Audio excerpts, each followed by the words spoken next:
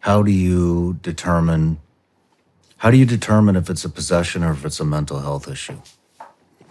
Well, the Code of Canon Law says I have to have moral certitude. It's kind of a vague statement. So if they have supernatural strength, we know that's one. So if I see somebody, if I see somebody throw a 300-pound man with one hand, I'm like, that's not her. If they have a deep-seated aversion to things that are holy, that's another telltale sign. There's three of them. That's two. The third one is if they have knowledge of things they could never know.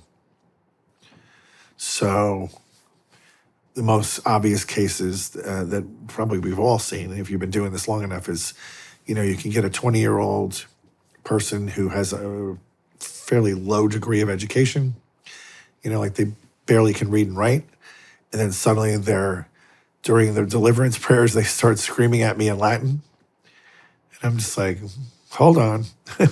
Pretty sure this little kid here doesn't know Latin or Greek or any other ancient language. So those would be big signs.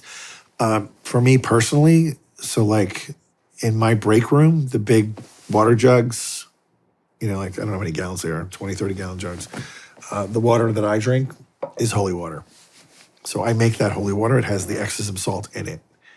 So on the first time I meet an alleged victim, I bring them into the break room and I say, hey, it's hot outside. I'm going to grab some water. You want some water?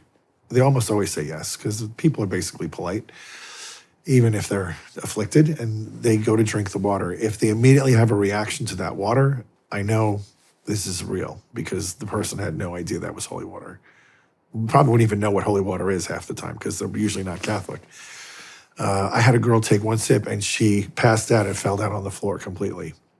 I said, okay, bingo, we got one.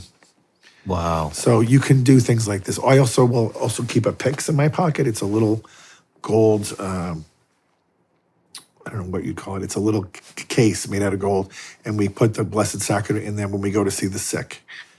And then when I'm ministering to that person, I open the pyx and I give them Holy Communion. They receive it. And we that's what we carry around to bring communion to people. So if I'm interviewing somebody that says they're possessed, and about halfway through the interview, I pull out the pyx and I open it, and they see the host. And then if they start raging and going crazy, I say, okay, you can relax, because that's an unconsecrated host. That's a piece of bread. So I think it's more of a psychological issue you're having, not demonic. Because the demon would know. That's just bread.